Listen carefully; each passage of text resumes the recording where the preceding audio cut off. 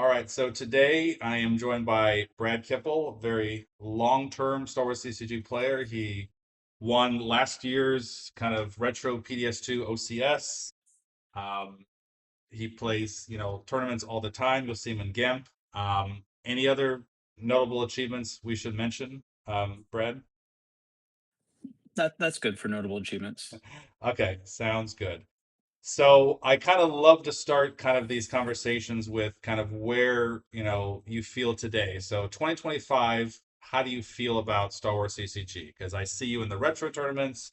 I see you kind of play open. I see you kind of like all over the place. So how do you feel about the state of the game and I guess in all the various formats? So I feel that the game is in a good place. Open is fun, but it'll eventually get stale before they have a new set. So it's nice that they have other formats that are starting to become more popular.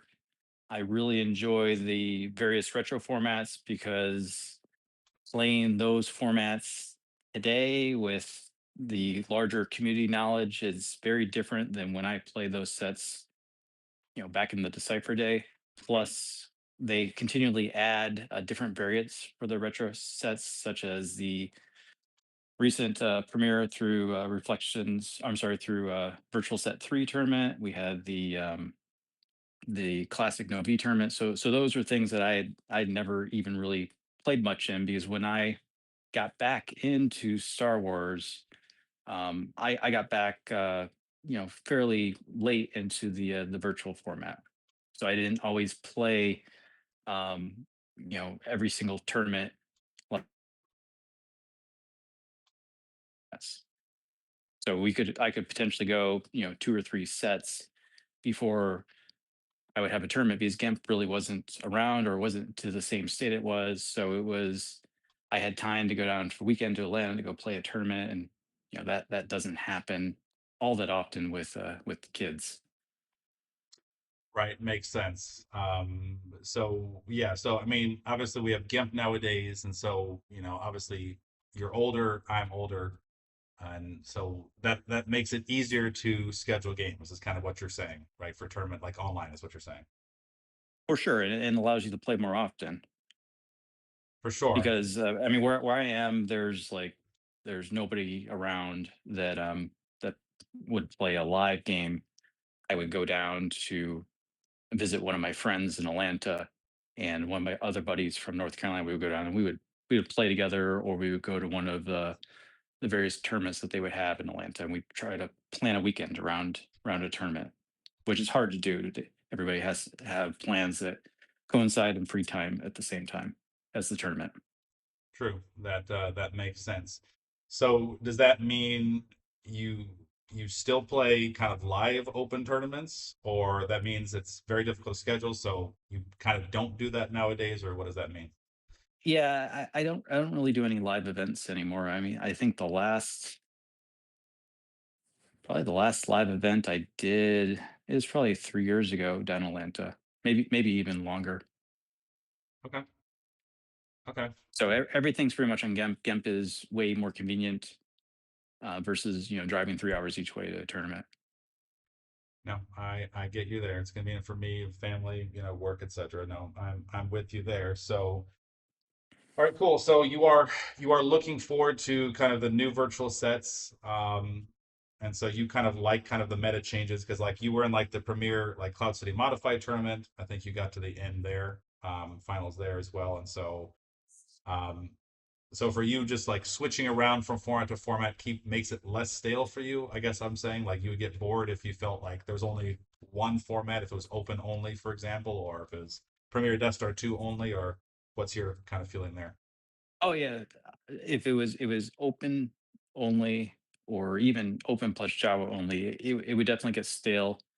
I before we started to have more of these other formats with retro, I'd play a lot of the sealed deck formats like the All of the Jedi format or even Premier sealed deck just to get some variety.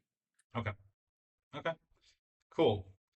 All right. Well, I think that's probably a good segue into kind of, starting with Star Wars CCG. So how did you start with Star Wars CCG? Kind of like what appealed to you back then? And kind of like how did your origin start with this game? So I played other card games. I played Magic and Legend of the Five Rings, and one of my friends, introduced me to Star Wars. So my first starter pack Premiere back in '95, I ended up getting a Han Solo. So that kind of was cool to get a main, and from there we would play, but it wasn't definitely wasn't a competitive format. It was more a kitchen table format, and it was that way for probably quite a while. It wasn't until maybe Dagobah I started to play local tournaments at the gaming store. Obviously, is a much bigger community back then, so you had a lot of people to play with, and did that up through special edition or Endor, and did all that in the Ohio, Michigan area, Okay. and I was pretty good in that local community. And then moved for work, went to Albany, and Albany had a very strong player base there, and I definitely got schooled quite a bit the first couple weeks because they were definitely playing at a different level. You had Johnny Chu, Matt Sokol, the Twilligers, etc. So it was a very competitive play group there at the local store for just everyday weekend tournaments.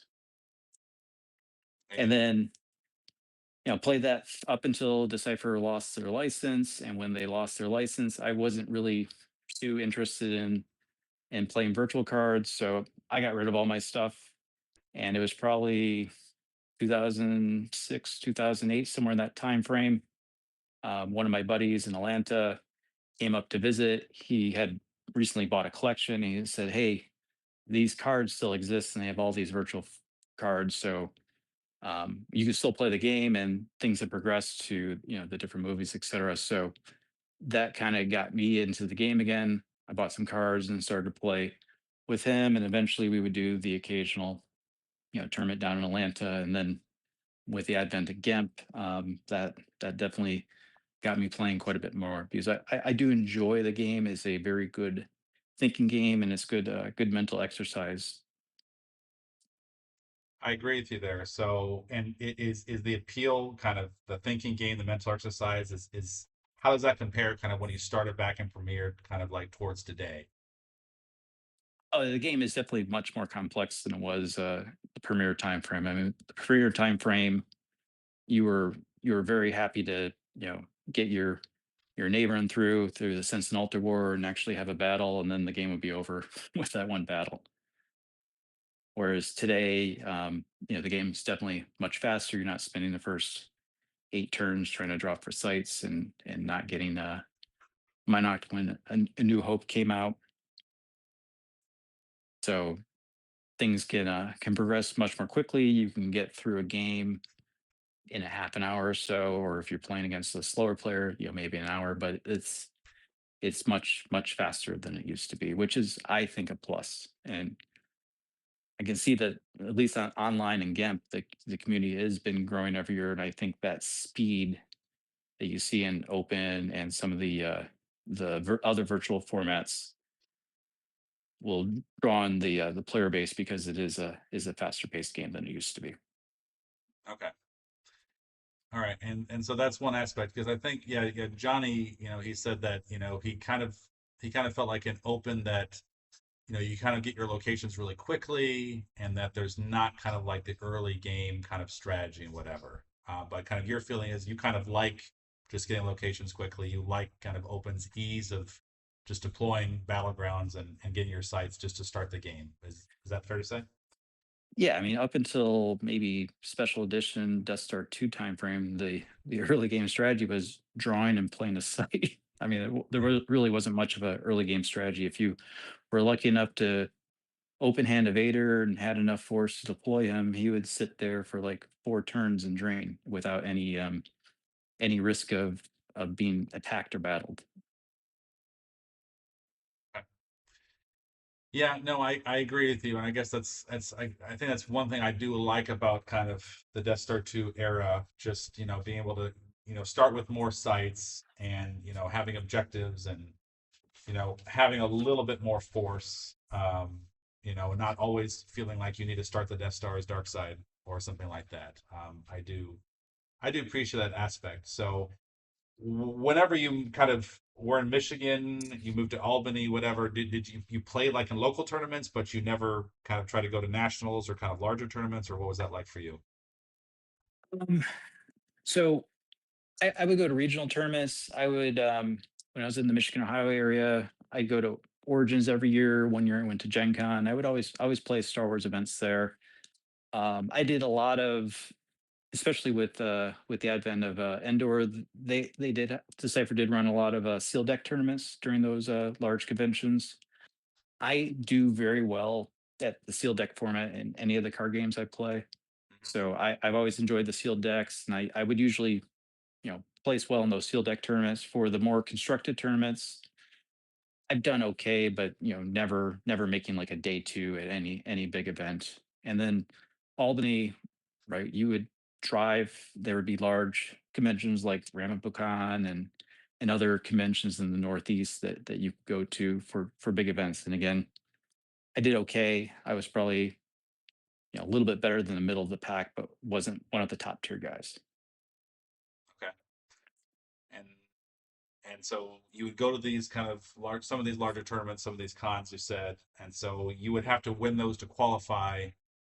And because you're middle of the pack, you basically would never go to like a worlds or things like that, or you wouldn't try, because I know like in some cases like they had like qualifying tournaments, like like a day one kind of thing. Um, Yes. but that, and I know you were working. I know some other players were younger comparatively, so that just wasn't appealing to you, or just wasn't practical.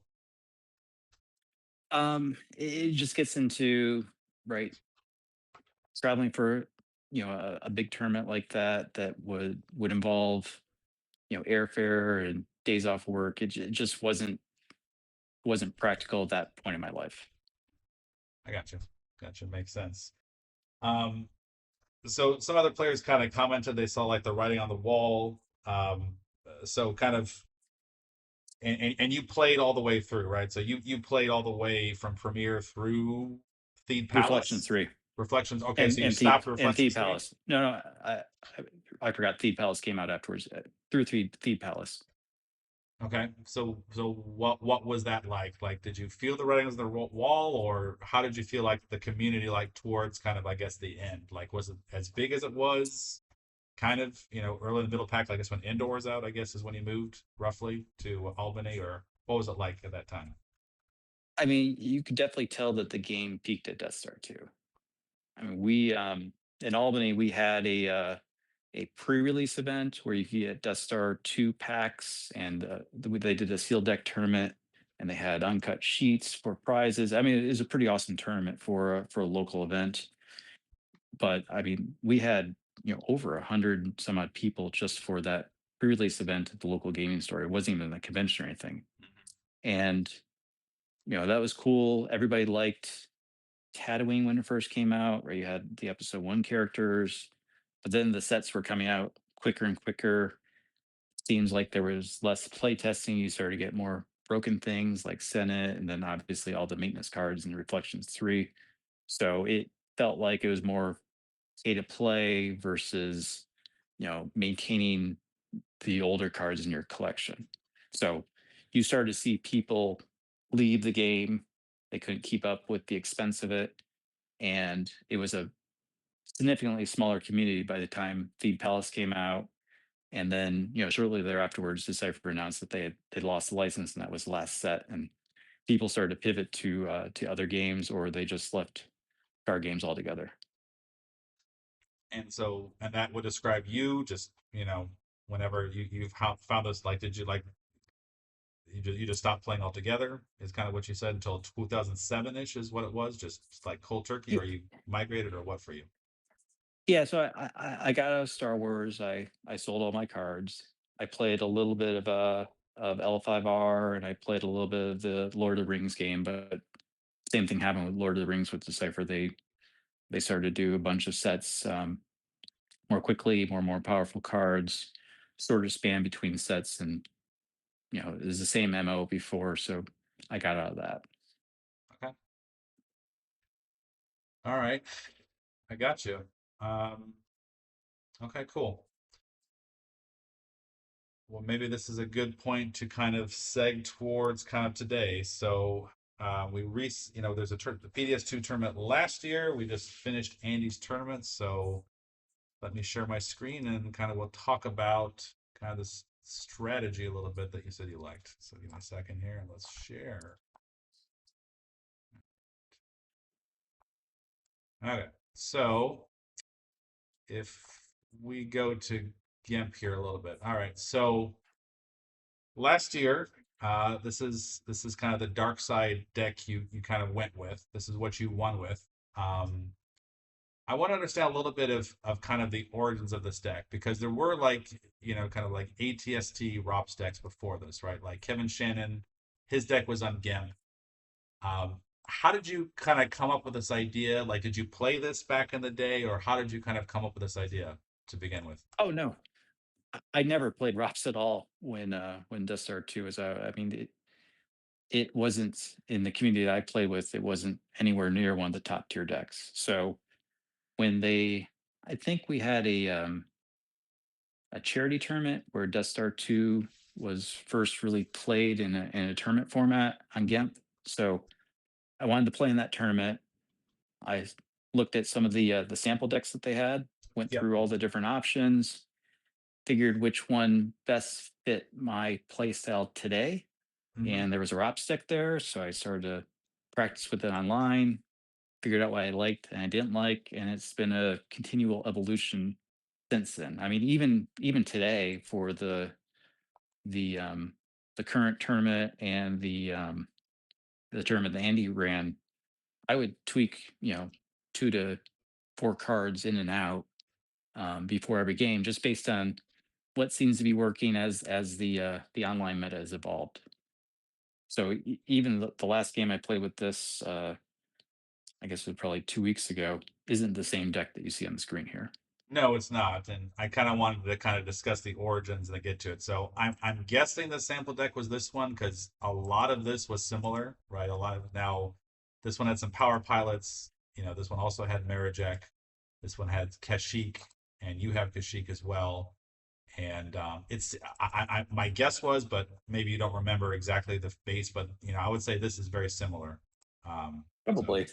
yeah, and so yeah, so obviously you're correct. You did make some adjustments, and so when I kind of compare, from last year to this year, you got rid of the swamp, and I'm just going to guess here because this is kind of a dead card um, if your opponent has battle plan is what I'm guessing, and desert, Exactly. yeah. Um, okay, and And yeah, and that swamp has varied from the desert to the spaceport street now. so you kind of don't run the Space Force Street. You kind of like the jungle forest desert a little bit. Well, no. So sometimes I play the desert, sometimes I play the spaceport street. Okay. So like I said, cards kind of rotate in and out just based on what the current online meta is. Okay. So this deck is fluid, I guess is probably the best way to say it. Okay. Um all right, well that makes sense. So I mean, I love the Spaceport Street. I love moving my ATSTs. And so I mean, I think one thing I liked about your deck was you try to give them as little force as possible. You put out Wakilumi, you start with Raltier. So if someone's gonna play like a mirror match, right? Like if they were gonna use like a home one and a kind of a TRM deck like yours, you're not giving them any battlegrounds to deploy to. Correct, So because I don't want them to move to Reltier. exactly, right? And so that's one thing I really liked about this deck. I guess my question to you is like, you would take Space Force Street in and out because you don't think the one force for movement is necessary, or how do you I, determine it? it's just, did it work well last game? Would the other one have been better? So it's again, Okay. it's just, I guess, just my feeling before the tournament, right? But I mean, the advantage of the desert is if you're going to see multiple destinies, they're all -1. Yeah. the street, the characters all power -1, and you get the free movement. So, put and take with each. Okay. Um, so one thing, so yeah, so you added cannot hide forever. You added some protection against numbers because that felt like a weakness of the last one potentially. I don't know. That doesn't seem like Yeah, many people tried to do different. Yeah, go ahead. and I had a bad numbers matchup in the top 8 of the retro finals last year. Now, I did win that game, but it highlighted the need for some numbers protection. Yeah. Okay, cool. And I was also curious, like you don't like this deck doesn't have a Monic, it doesn't have a masterful move. Is that just you don't feel it was necessary, or you felt like the other cards were not good enough, or a lot of people try to include these decks, and it was interesting that yours like these aren't there. Right. So that was the deck that I submitted for the top 8 this time. Yeah. I was just doing a read of the players I had or we're going to play against. They probably weren't going to have more than 12 cards in their hands, so I decided to jettison that, play other cards for the current retro league. The time I did play this, I did have the Minoc and the Masterful in there. Oh, you mean during like the before the top eight is what you're saying? Well, the current Oh, oh, retro oh, league yeah, that's yeah, going yeah, on. yeah, yeah, yeah, yeah, yeah. Yeah, Leverandon's tournament is what you're saying. Yeah, yeah, Yeah. yeah, yeah, yeah. People like to run a lot of X-Wings there. It seems like Or people will draw more than 12 cards. that's true. That's true. It's very powerful here. Okay, and so what you're expecting hidden base? I'm guessing because Dylan was there and Dylan ran this very similar decks last year. So if you got to Dylan, you would have had security precautions. Is what I'm guessing. I always play security precautions in Death Star 2 because Hidden Base is one of the few good light sides deck that's not turn remains. You didn't play it in 2024 though, so you weren't worried about it then. I'm guessing, or it's just an omission. Just the mission. Okay, okay. Um, and I would say, yeah, another thing, yeah. So yeah, some of these decks they run um, three altars. I think like Cohen's version runs three altars. You run two, but in your new one, I like that you have two altars and you have a point man because order to engage is very common. Um, Yes. it's probably one of the most effective light side tools to harass dark side, especially in ROPS. Um, so yeah, because they won't start a battle, on purpose, and so if they don't start a battle, you can't really kind of react effectively. So that's happened to me. And Um, it's happened to me. That's what drove me to put Point Man in because, especially end game, ROPS doesn't have a lot of force because they've put so many cards on the table, and order to engage can end the game quickly if you are only able to battle two of the three places that they have a character. Very true. Um, so yeah, from a strategic point of view, I think I played like a version of your 2024 deck last year. You completely smoked me. You opened my eyes up to just how oppressive ROPS can be if you're not prepared for it. And I really like that you include overseeing it personally because this card can, like a lot of decks, they like to do projection of a Skywalker. And if you get this out, you can kind of nullify this. I would like your opinion though, because the issue with this card is that you have to have someone present. So if you have, like say Arnett and an ATST, you won't get this bonus. So um, do you still find yourself using this card very much, or help me understand a little bit? Because it's not 100% you can always use this depending on what you get.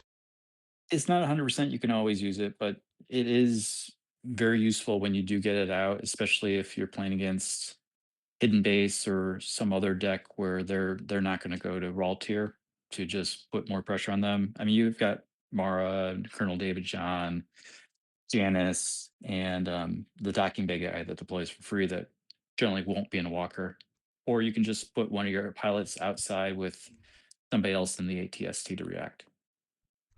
And so yeah, and you're right about hidden base. Hidden base usually leaves you alone. But if you're facing TRM, would you just consider not playing this, or how would you would react differently because TRM probably has a main in your face kind of situation. They do, but they may only have a main in your face at one site, and the other you potentially could have two other sites, and they can only choose to move to one, so you get the drain of two off at the other site. So it will eventually pay for itself. I'd never intentionally lost it to a drain unless it was very late in the game where it didn't matter. Okay. And Evader, you had Evader both years. It's interesting because in your we'll go to your light side deck later. Like, you got rid of Revolution from your TRM deck and your latest kind of version of this deck. You left an Evader for your ROPS deck, and are you still afraid of Revolutions, and you just like kind of the easy counter, and you like this more than an altar, or are you still suffering this, or just you just want this just to feel more safe or kind of thing? I got smoked by Dr. Torch, I think, in last year, and or maybe it was this year in the Endor final. I think it was last year in the Endor finals, Okay. and he was playing a Revolution deck. I was playing, obviously a lesser version of this ROPS because it was Endor, and he revolutioned and nudged everything. So I didn't have a character out to alter with. And even if I did, he had like three or four senses. Okay.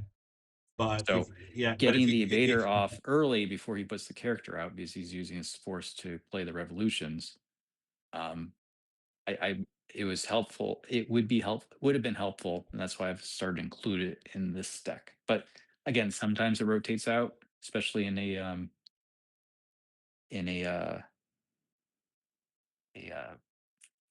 NPC type of format where you kind of know your opponent and have a general idea what they will not play. Mhm.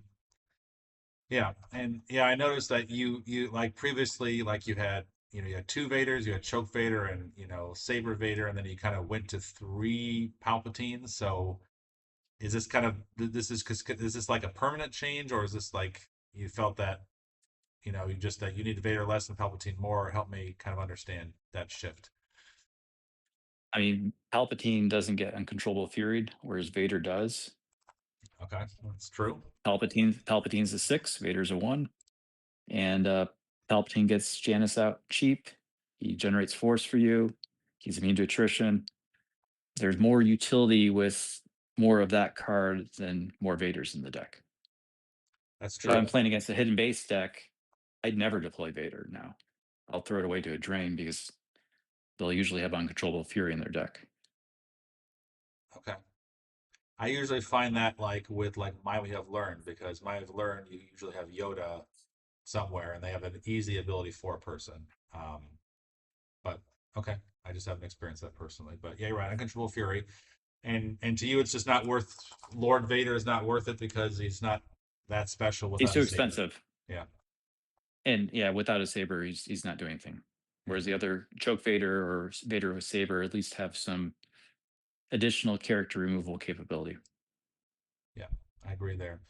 And you got rid of Mr. Simalu. So Simalu, he seems people love Janice, but people don't love Simalu. So he just not good enough compared to alternatives anymore.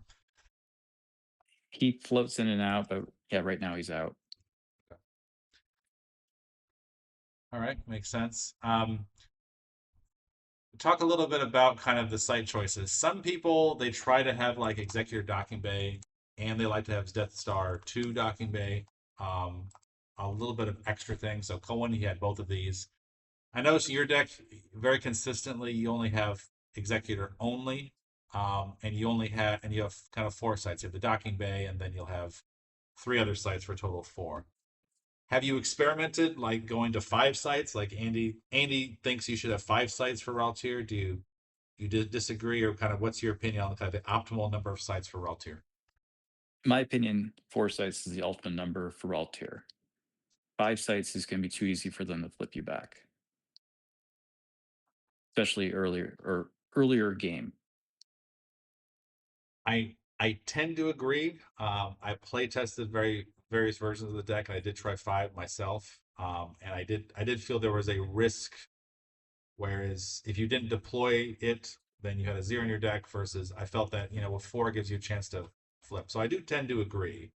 Um, have you ever felt that you should have had more sites and it would have helped you, or you think pretty much either you're able to maintain control or not, and then 5 sites would never really help you do that kind of thing, or more drains or I mean, the whatever? only time a fifth site, in my opinion, would be useful is if you lost one of the other sites to an early force drain, and they came down and parked at a site, and you only had three, and you really have to knock them off of raw tier to flip. Okay. Um, and when it comes to kind of a stubborn light side, so like in my experience, like Jedi Knight Luke, if he has a saber, can be difficult to kind of move, especially if you haven't flipped yet. Um, so you can do things like you can deploy to other sites and then deploy to Luke's side, and then you're able to flip because light side doesn't control things. There are sometimes situations where light side like gets to raw tier and they have like Luke or maybe some other main, there.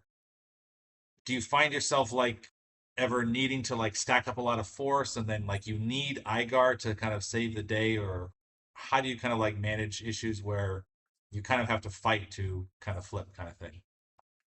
If they only have one site, it's not that hard to flip, right? That's why you play four sites. So you deploy the other three, you drop a walker in front of Luke or whatever death stack of mains that they have there. The walker can't be buried, and then you move the walker away and you're flipped. And then now they're draining for 0 or 1 with lightsaber.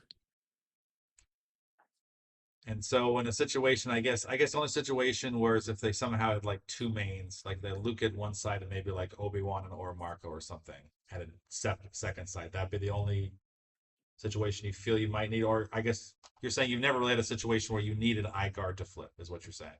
He's just a nice to Correct. have. Okay. And if they have Obi-Wan or Marco at another site, you can generally overpower them. Okay. Right, those especially if all your characters are in vehicles, right? Obi-Wan's not swinging anything, or Marco's only power 4. A couple walkers, you're going to have power 10, 12 before Destiny, and they're going to lose their character or peel a bunch of force off the top. Either answer is a good answer.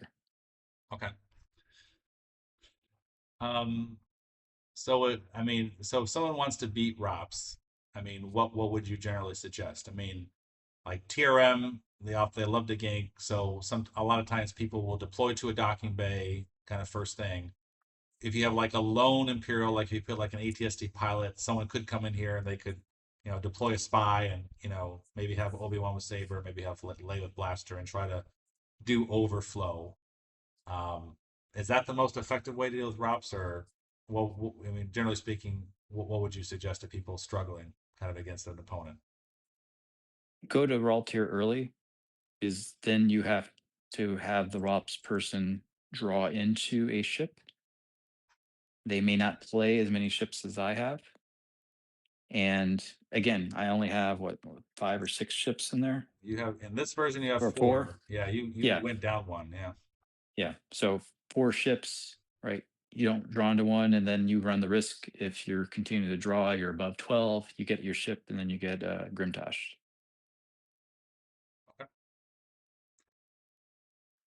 And then, if you have the system, that buys you time to go set up on the ground. That makes And sense. So like Kevin Shannon's deck, it used like Imperial Decree.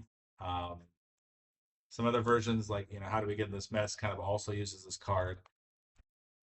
Was this just never important to you, or you feel like you win without this? Because you can yeah, shoot. Yeah. canceling the force drain bonuses isn't that big of a deal. If you're flipped, they're drain -1 anyways. Yeah. They're going to have to come to you to go deal with ROPS. So I'm not really concerned about negating force drain bonuses on top of the drain -1. Okay. All right. Okay. So what about things like sense? So you have like 3 emperors now. Is there a point where it makes sense to put in a sense? I don't usually see people that say play sense anymore. I think Kevin Shannon a while ago, he did have one sense, but or do you think like the light side interrupts aren't that dangerous for ROPS, or what's your opinion there? I toyed with it. Um, right, it'd be nice to sense it on the edge or something like that, where they're retrieving a lot. But it just it's never made the cut. It's been like a 61st card. Maybe one day I'll play around with a different version that has one sense. I probably wouldn't play any more than one sense. I mean, usually I'm waiting for them to sense, and I'll grab the sense with they'll be held to pay and then alter it. And then their senses are more expensive. For sure, for sure. I mean, you're not going to win unless you grab the sense. You're not going to win sense alter war with this deck with only two alters. Probably not. You could frustrate them, but yeah, probably not. It's very common nowadays. I do like how you went from one projective telepathy to two. Yeah, anger, fear, aggression was big, and I think people are realizing just how good it is. So um, yeah, so I like that, and I love kind of combining Barry with projected telepathy. Some people like resistance, um, resistance, just because a lot of times people will deploy an anger, fear, aggression without doing anything, and so it's literally just one just 2 damage instead of 4. Did you ever consider doing resistance instead of projected telepathy, or do 1 and 1, or what's your feeling there? I've had resistance in this deck before. I think projected telepathy has a little bit more utility to it because it also right they have to pay two to battle, and if they only have one or zero, that at least can save you from a potential beatdown. For sure. Also, even if they do have enough force, but they've played most of their hand, making them use that two force such that they can't draw it up sets you up for the next couple turns. That's true. And one thing I liked about this deck that you've kept, like Bad Feeling of High, making deploy +2 for the mains, which, let's be real, they're going to deploy mains, mostly to try to stop you. This adds an additional +2 to have the battle, um, additional +1 here if they're a pilot. So, your deck makes it very difficult for them to do what they need to do to stop you. And it's very impressive. Very impressive. You really need to be practiced to stop this kind of thing. So I no, I really like what you've done with the deck. It's a really powerful deck. It's really flexible, and people should really try it, or versions of it. So and thank you for using it, and you inspired lots of people kind of with your innovations. Thank you. Okay, so maybe we should talk about the next one. So uh, let's go to yeah, this one. So, how did you played this deck in kind of 2024? You did have an update later. You did update this recently. You changed out a few cards.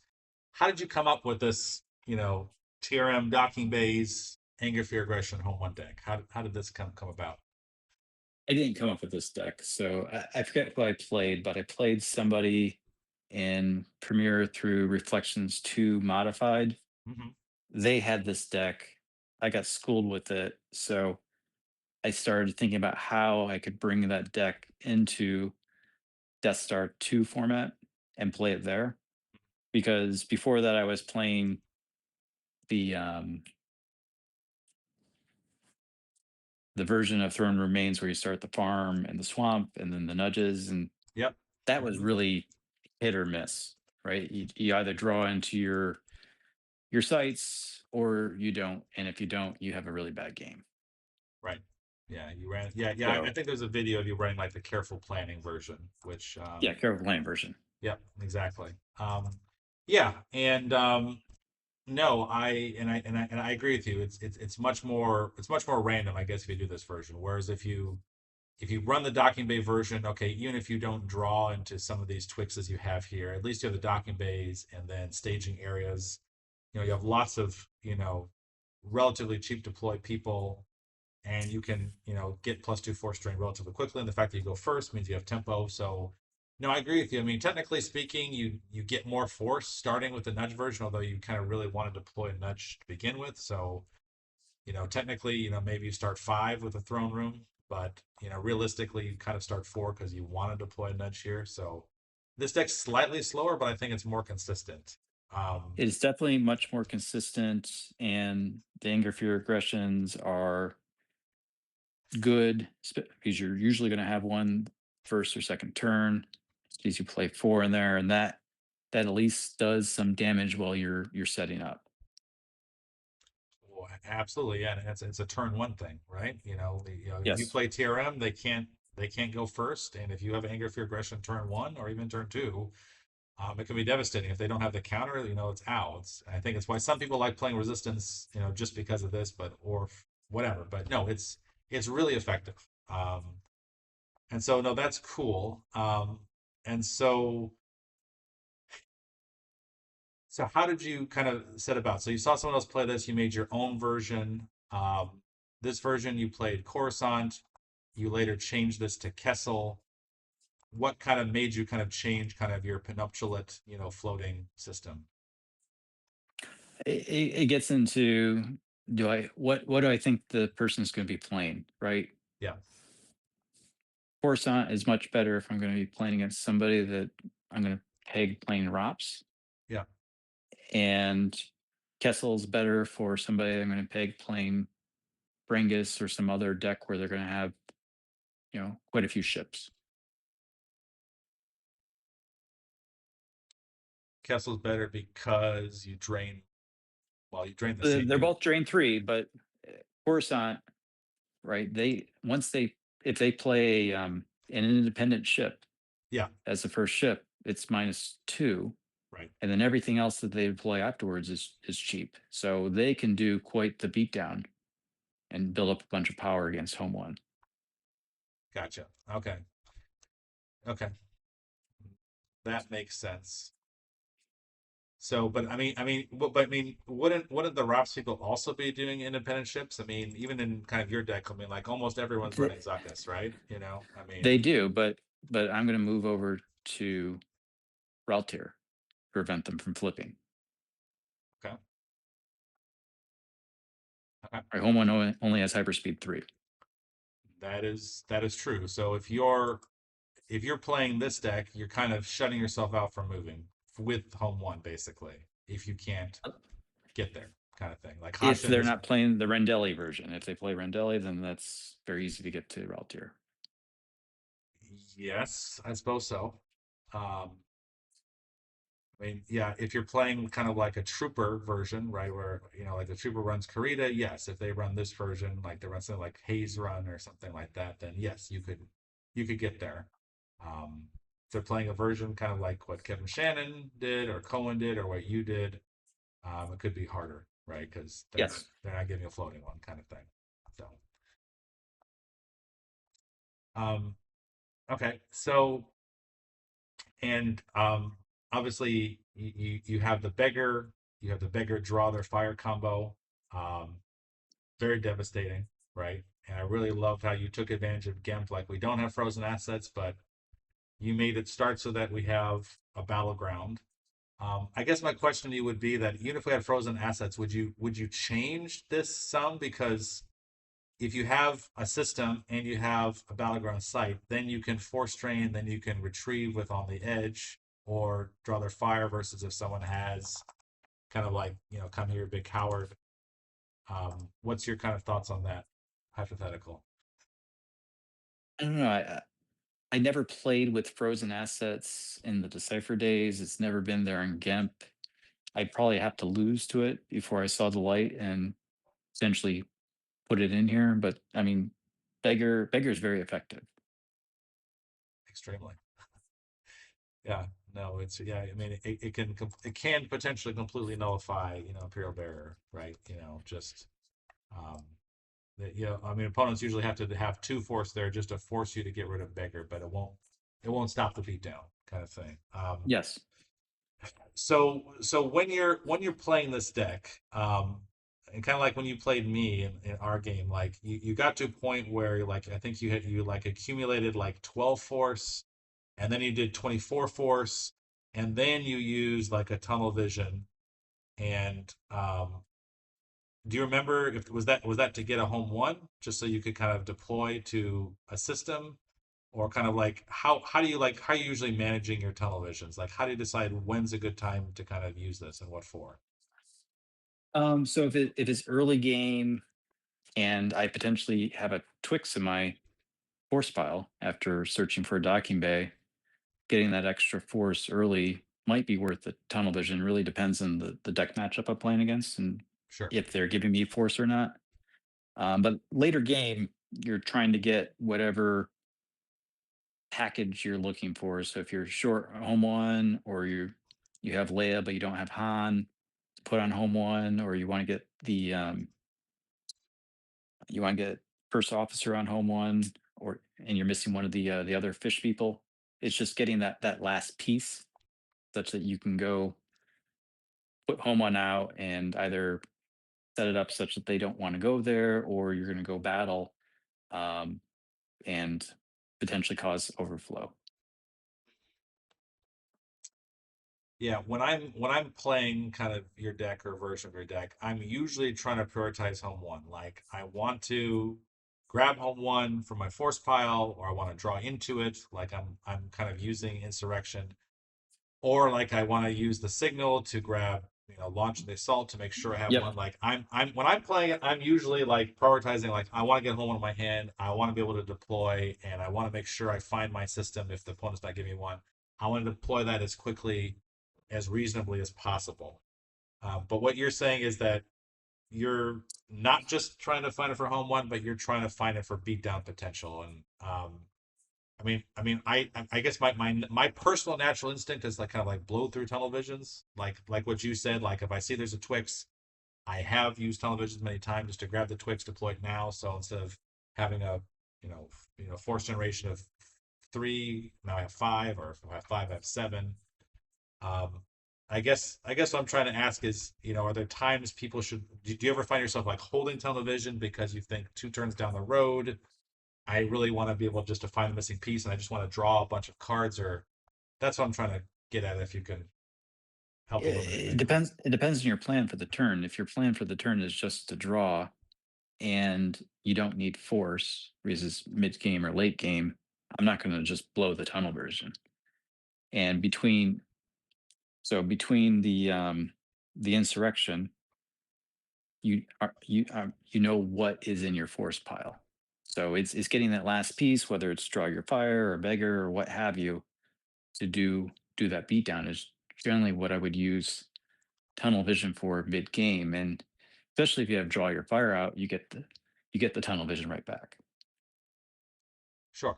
And that's a nice combo. Um, and so and kind of and so when you're playing this, are you finding yourself like if your opponent's not playing, like you're prioritizing, you want to get rid of your zero, so you'll deploy like your home one docking bay, you'll deploy your echo docking bay, and eventually you'll get to your Tatooine docking bay. If your opponent's not deploying, you kind of deploy. I'm guessing you'll prioritize deploying like a Luke with Saber by himself, or how do you kind of like adjudicate kind of when, like, let's say you're playing versus like a, kind of like a bring him before me deck or something. Are you holding Luke back because he's going to be grabbed, or how do you kind of manage that? Bring it before me. I'm going to deploy Luke early for 3 force to the home one docking bay to get the extra activation. Okay. And then I'll move Luke over when they deploy Vader to cause them force loss of 1. Okay. Okay. So, like, if they're doing, okay, what about if they're doing something like hunt down, right? And, in a hunt down situation, are you still kind of deploying Luke as soon as you can to Docking Bay, like a battleground, just to drain more, or you think you would hold back If more? Yeah. No, if they're flipped, I'm going to deploy Luke to a different docking bay, make him come to me. That way they're unflipped and they're losing force to Visage, and hopefully I have my honor out and I'm not losing anything.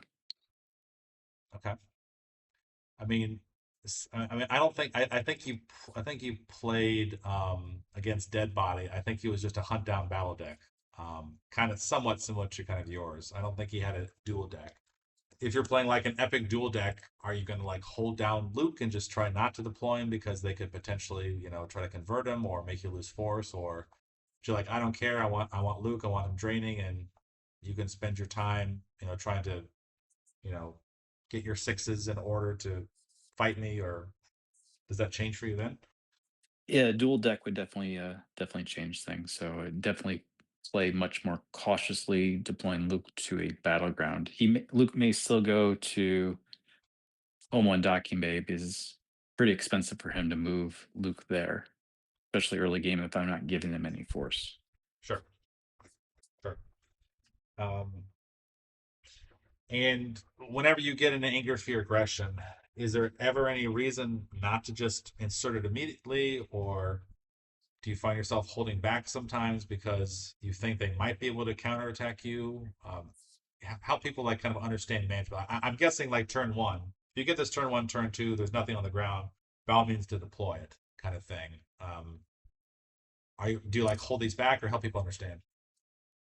So probably the first 4 turns, you're probably not deploying any characters in this deck unless they're being very aggressive or you're playing against ROPS and you have to go deal with them. So you're always going to play anger, fear, aggression. And then if you are spread out, it's just a wasted card at that point. There's no reason to deploy it. They can just go pick their battle. But if you're playing a limited number of sites, you're at one docking bay, they're at the other, you've got the doom stack, throw it in there, make them come battle you or lose the 4 force. Right. That makes sense, but aren't you prioritizing? Because I saw some of your games last year, and you purposely deployed someone to home one docking bay, and I think you put Blount to Echo. I think like you were trying to get two people, giving you the force generation from staging areas as quickly as possible. Wouldn't that still be true? Just It would be. So if I'm deployed to non-battlegrounds, I would still deploy it, especially if I have a barrier in my hand and I can potentially stop them. So I think you're remembering the final game against Dr. Torch. yeah, So he ended up deploying 2 characters and battled to stop the anger fear aggression yeah, damage. yeah, yep, absolutely. And so maybe this is kind of a good segue to kind of some of the changes you made. So for kind of the most recent one, you took out do or do not, and is that just because you weren't expecting a sense alter deck, or you felt like comparatively it wasn't as good as say like Fallen Portal kind of thing, or help understand that a little bit here? Yeah, Fallen Portal is probably something that I realized too late I should have had. I mean, everybody's playing Docking Bays in Death Star 2. So Fallen Portal is a great card. And if I eventually find space for a second one, I will put a second one in. But I often wasn't playing the do or do not, or I draw my hand in a game where they're not playing any sensor alter. So it's just a wasted card. I just found much more utility with the Fallen Portal. Yeah, and then you also like you added Bit Shuffle, which we don't see a lot. I mean, Johnny Chu, I saw him use this in kind of Liver and tournament. He used one game against me.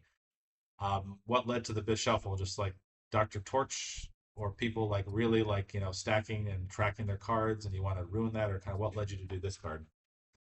Yeah, so it was Janus abuse as well as I was expecting to see more Brangus decks, and you can bit shuffle their lost pile, and that can potentially screw them up. Oh, that's an interesting point. You're right, because they're used to Brangus is used to getting the replacing the top card. Actually, that's smart. I like that. No one's ever suggested that. I've heard it before. That's nice. Yeah, because it's the top card. Top card. Yep. Nice. I'm guessing this didn't come to fruition, or did you have a game where you felt like this was worth it, or like, or maybe not worth this long thing. Like, did you end up using this like for its intended purpose in the game, or it just didn't come up? I used it to um, I never got to use it against Brangus that I recall, but it was useful against stack destinies with Janus. Okay, no, it's cool. I like that a little bit. And you did make a change here, so you got rid of one Twix. So you got rid of this Twix. You got rid of Masasi War Room. Is this you didn't feel you needed it anymore? You just felt that, I guess what, one, two, three, four Twixes was enough compared to five, or what kind of led to that? It was just prioritizing. I do probably need to have 5 Twixes in there. Four is not enough for consistent activation. Okay. Um, and you switched out. So you used to have, just kind of the Falcon by itself, and you later switched to Lando the Falcon, and you kind of added in Malos. Um, kind of what led to this change here? So I wasn't really using the regular Millennium Falcon all that much. I would usually have Han and Leia on home one, and Lando Falcon's immune nutrition less than 5. You can throw Milos on it or Leia or whomever, Yeah, and right, your Zuck is proof. It's a keep ship to deploy um, at Coruscant or Kessel to drain and potentially hold back on home one and the massive deploy cost there. makes And sense. I don't play Lando in the deck anyways, so Yeah, no, yeah, Lando by himself is hard to use. There's a few people that do kind of Lando with his blaster. A few people use general coverage, but general coverage in is more card intensive to use.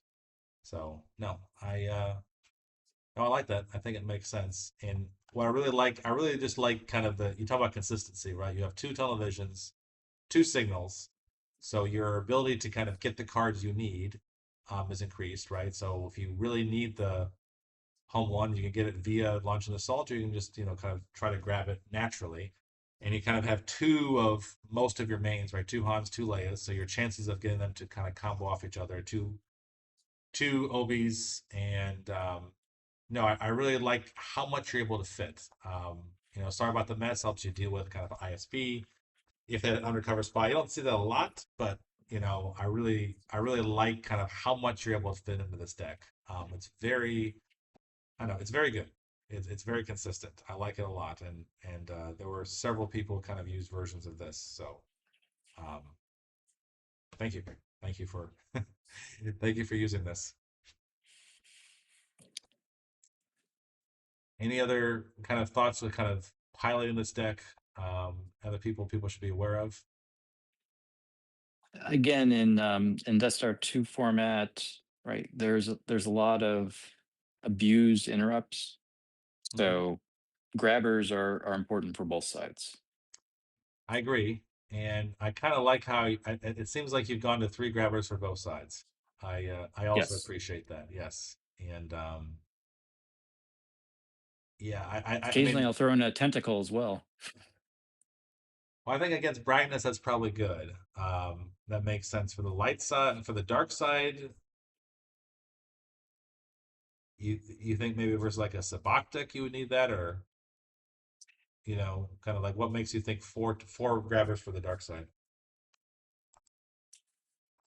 It just depends on who you're playing against and what type of abusive interrupt they're going to have.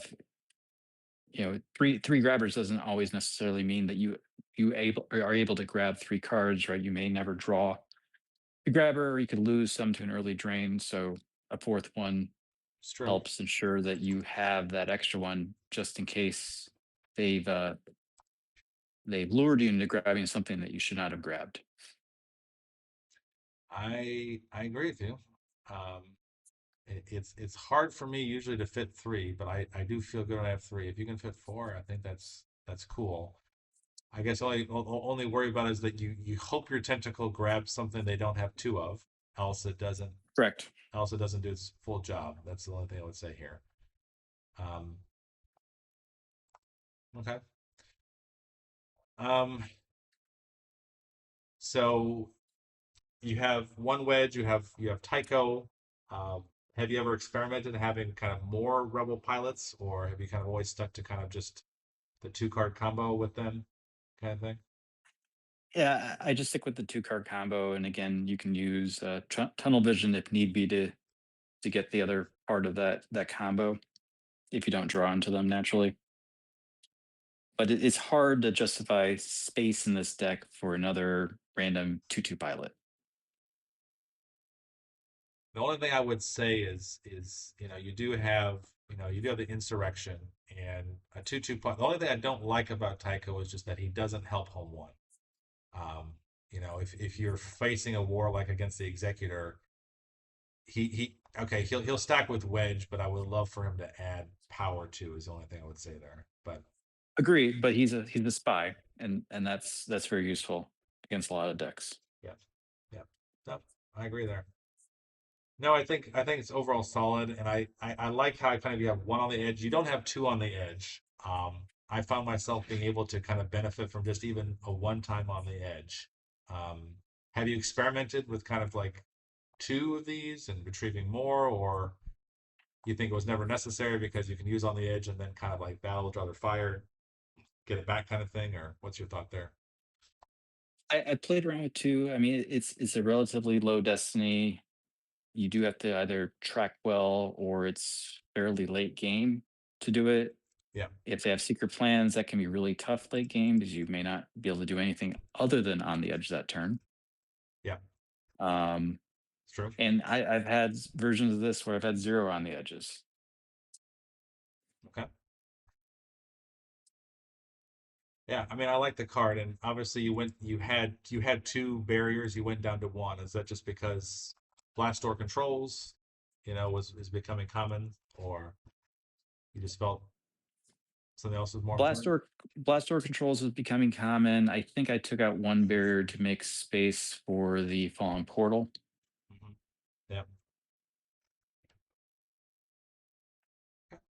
no, makes sense. And then obviously both can be sensed as well.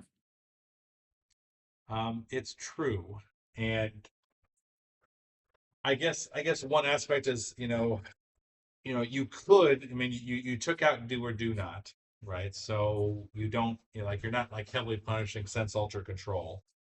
You mentioned earlier, kind of like in earlier formats, it can be sense alter control heavy. Do you find yourself like in the earlier retro formats, you naturally have to play sense alter, but kind of as you go further, like towards PDS2 or Reflections 2 or whatever, that sense alter becomes less appealing a little bit. And that's kind of one reason why you don't have it in here, or help me understand that a little bit. So in the earlier sets, you're either playing a lot of sense and alter, or you're playing grabbers. Mhm. Both right. They'll be held to pay and tentacle and grappling hook. And what are you trying to push on us to stop them from the sense alter? When you get to the Cloud City format, right, you have controls, so you can throw in a couple controls in there to deal with the sense alter, not play too much sense alter. Sense alter is still very common in that format, but with the addition of control, you have a little bit more of a chance to win that initial war if you're able to grab the first sense. And Sure. then I played my my careful planning deck. I've had versions of that that played a lot of sense and alter, but if you're playing against hunt down, right, you got a lot of cards in your hand that may not be all that useful because you have to draw one. You have to draw, in order to counter it. Yeah, because hunt down adds four. Yeah, Correct. Yes. Right. yeah. Correct. Yes. That's true. Okay, so basically what you're saying is that because the later games they have more counters and very rare, like because hunt down could be a counter, my way of learning to be a counter, controls, okay, you still have those. Additionally, the further you go out, the less appealing for you sense alter is because there's so many counters to them, is what you're saying. So you're less It inclined for can that be, deck. Yeah, yeah. I mean, you still have to deal with it. That's why you have the grabbers. You can't just completely ignore it.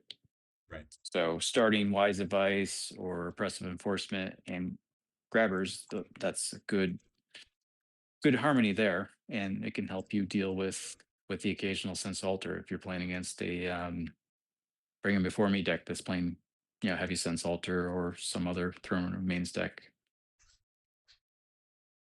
Makes sense there. And I guess if we're speaking about hunt down, I think yeah, so one of your alternate decks, and you used this against me, was kind of your hunt down deck. And so I know you had a game against like Tarkin NZ. Did you make this deck because people were assuming you're going to run your ROPS deck way too much and you wanted to kind of punish that, or you've been working on this in the wings and I just haven't seen it, or what was the kind of the origin of this deck here? I play Hunt Down in other formats, so it was, yeah, definitely bring it into Death Star 2 when people started to play speeders against me all the time. Yes. Yeah, yeah, me too. I was one of them. Yes. For sure. Yeah, I mean, speeders can be if you're unprepared. Obviously you're wiser, right? You know how to defend them, but you know, a naive person can get absolutely wrecked by speeders, and lots of the people played them these last couple tournaments. There's no doubt about it.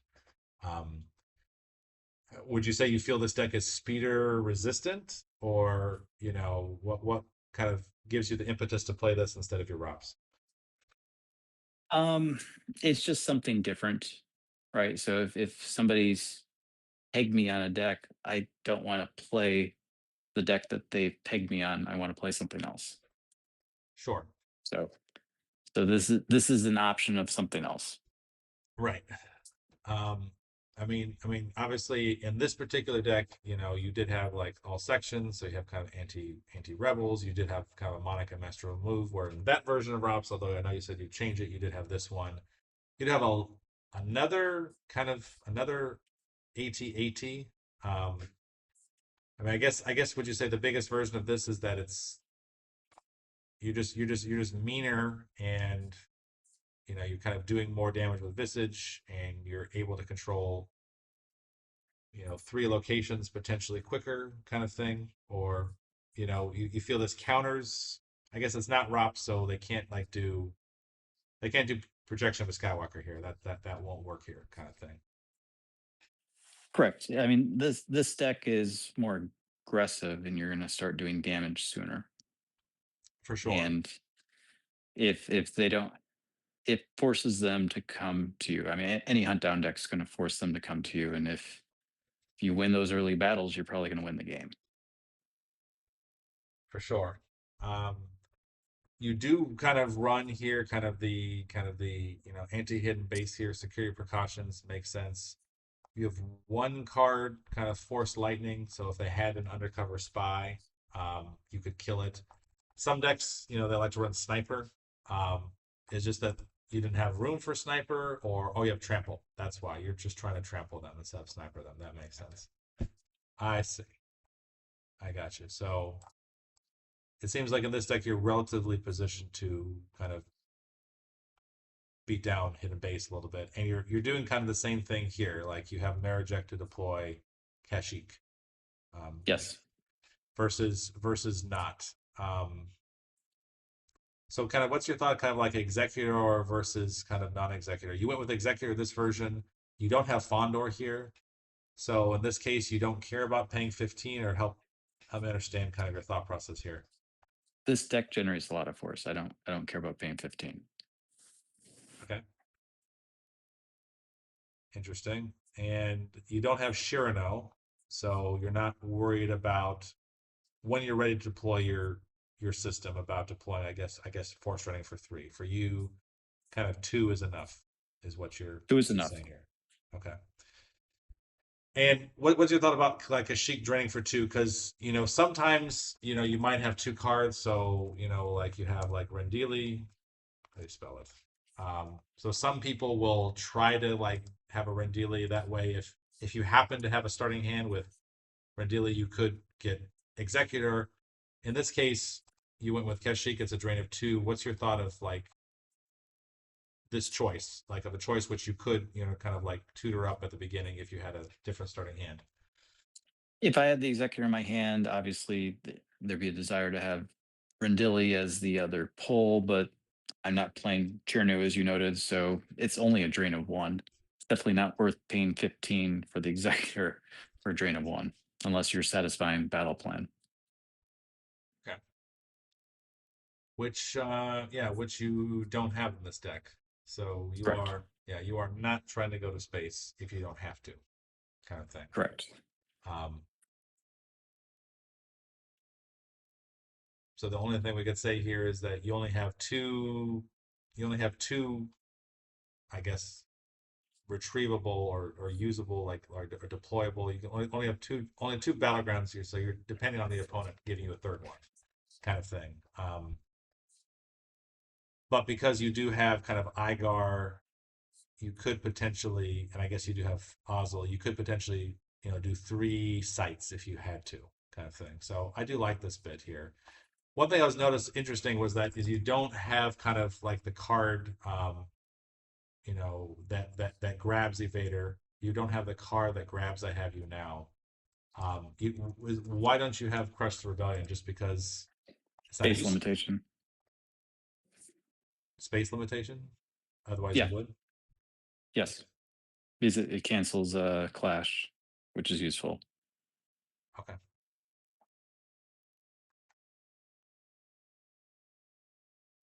And then I thought you had, yeah, isn't there the other card which helps you cancel? Like you don't have the card which, like cancels the canceller. Um, so there's the card that says out of commission. What's the card that cancels? Transmission terminated. I Yes. used to have that in there. Okay. So what happened with that? Why'd you get rid of that one? It's Destiny 2. I very rarely played it. I would draw for Destiny more often. I just put other higher Destiny cards in there that I think have more utility. Okay. Makes sense. No, what can else what else can I say? It's a mean, it's a mean deck. This one doesn't have. Hmm, I thought you'd be with me Simalu. Oh well. Whatever. No, it's a mean deck. What can I say? So, and you have the singular altar. I'm guessing that's for Honor of the Jedi mostly. Correct. Yeah. No, no, I like it. No, it's effective.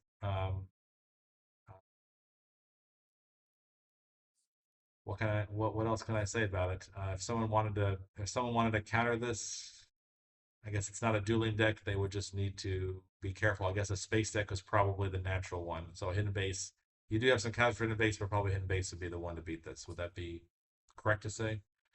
Yes. Yeah. Okay. Cool. All right. Well, I think that's all the deck tech questions I had. Um, Anything else you wanted to share with others listening, or any other things you suggest for people to kind of improve their skill at Star Wars CCG? And the biggest suggestion just to improve skill is just get as much practice as possible, try different decks, figure out what you like and what's your style of play. Don't just go grab a deck that somebody did well in the top 8 and expect that you'll do well. I like that advice. And as far as style of play, and so you would say it's important that people enjoy the decks they're playing. And so if you don't enjoy what you're playing, you're not going to do well. Is that what you're saying? Enjoyment is part of it, but some people are more aggressive.